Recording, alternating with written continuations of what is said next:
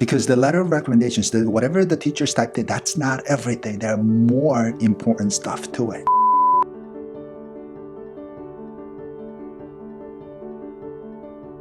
First off, let's talk about who you are supposed to get the recommendations letters from. Which teacher should you get the letters from? Before we start, let me explain to you what I do and who I am first. I am a college counselor specialized in U.S. college admissions. I've been doing this for the past 20 years of helping students achieve success. And through this YouTube channel, I'm trying to share what I know with you guys. Today is going to be recommendations letters. Let's do that. Let's begin.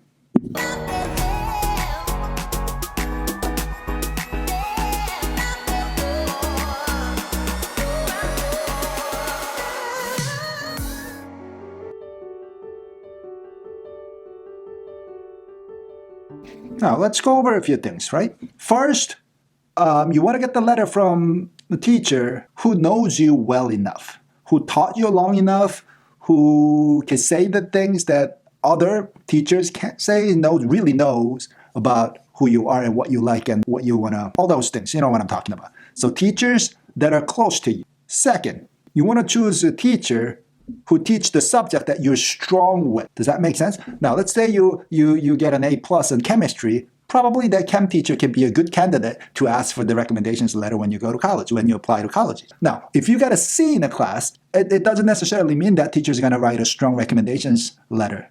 I mean, she can't, because you got a C in that class. It's tough to write stuff when a student receives the C in that class. So second option is to find a teacher who taught you in a class or who teaches in a class that you get good grades from. Now, if these two things, so the teacher who knows you well and teacher who teaches a subject that you're strong at, these two things made together, that's perfect. Third thing you want to consider is you probably decided what you want to study in college, right?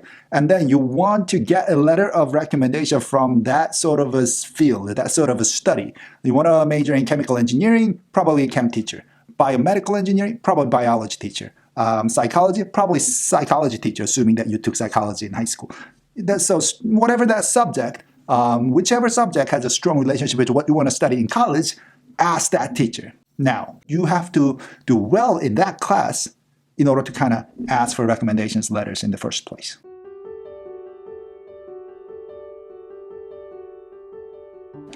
Another thing is, if you go into Common App, for example, normally they ask you 3 recommendation letters. Most colleges do.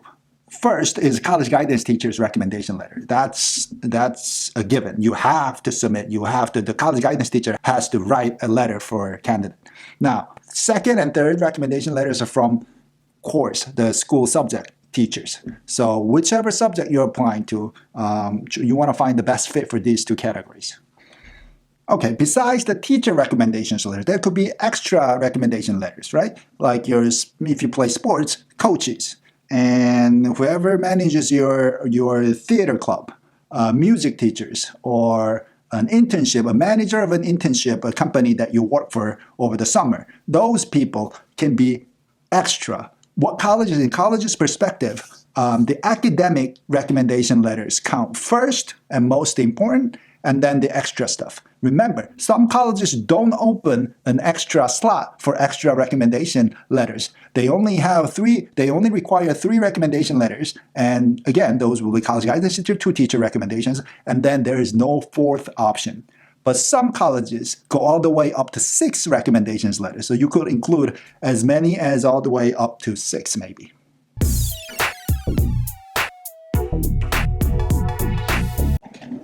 Now, how do you get the recommendations letter from your teachers? Do you actually get like a typed up paper from the teacher, and then do you have to mail it to the colleges? Or the teachers upload it somewhere onto the application program system? How does that work? Now, let's talk based on common application, right? You see applications, common application, coalition apps, doesn't matter. Your teachers will upload it from their end. What you ought to do is you just invite the teachers and ask them to write the recommendations letters. So you type in the teacher's name, position, title, and then their email, and then click on the invite button. And then it will go to your teacher's email account, and then it's going to invite the teacher to do whatever he or she has to do for the rest of it. And then the teachers will type up the letters and all that stuff, and then just like she would send an email, upload it onto the system. And that's all they got to do. Once they do that, and then on your application, you will see on which date and which time the teacher has completed the task as well. But some schools, very rare, counselors decide not to do the online system and mail to colleges the actual letter of the recommendations. Old-fashioned way, right? But I can't say which method is more effective, but it's just different. Some teachers don't want to upload the documents, and they've decided because the school guidance teachers can choose between the online system or regular mailing system. You have to talk to your school teacher and find out which method that you should follow for the recommendations letters, and then just go from there. After you invite the teacher, you go into the Common App, and then you can check the status of your recommendations letters, right? And then normally it will show something like these four things. First is not studied. So the teacher, you invited the teacher, but the teacher hasn't studied the job. So that's what it means. And then it could also say studied. So the teachers kind of typed in the information, but didn't completely finish the task, and then it's going to say studied. And then once the teacher finishes everything, submitted the document onto the server, then it will say submitted. Right? The fourth item is, okay, so the whole thing, the application and the recommendation, everything is uploaded, and then you submitted the whole package before the deadline was due, and then the college will download the letters from the server, and then it will say downloaded. That's what these four things mean. All right, most importantly now, what else is there besides the letter itself? Because the letter of recommendations, whatever the teachers typed in, that's not everything. There are more important stuff to it. Pay attention now.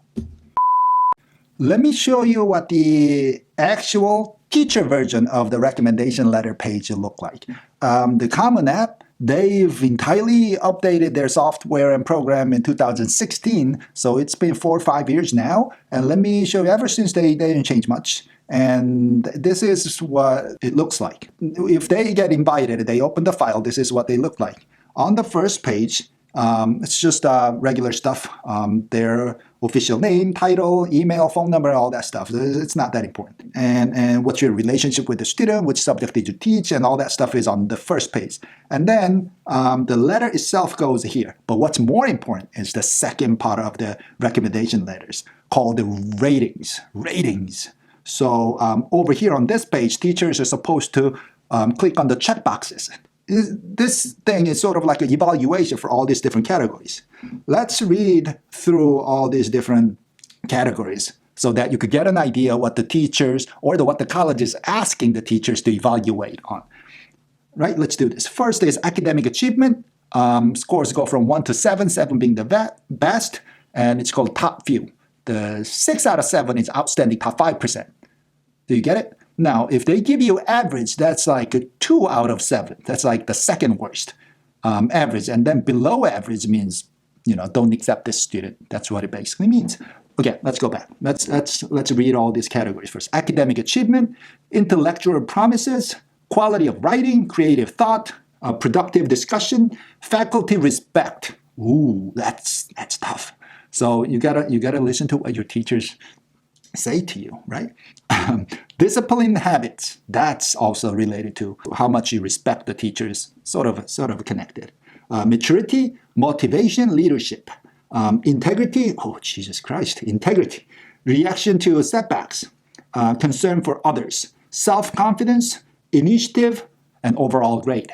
Do you get an idea? So these things has nothing to do with your academic performance, but more like what kind of person, who you are, what kind of person you are. So you're going to be graded based on these things. Again, it's not just a letter. There's more to it. These things. You're going to be evaluated based on these categories. If you're freshman, 10th grader, juniors, especially juniors, get ready for these. This is what we have to deal with towards the end of this year.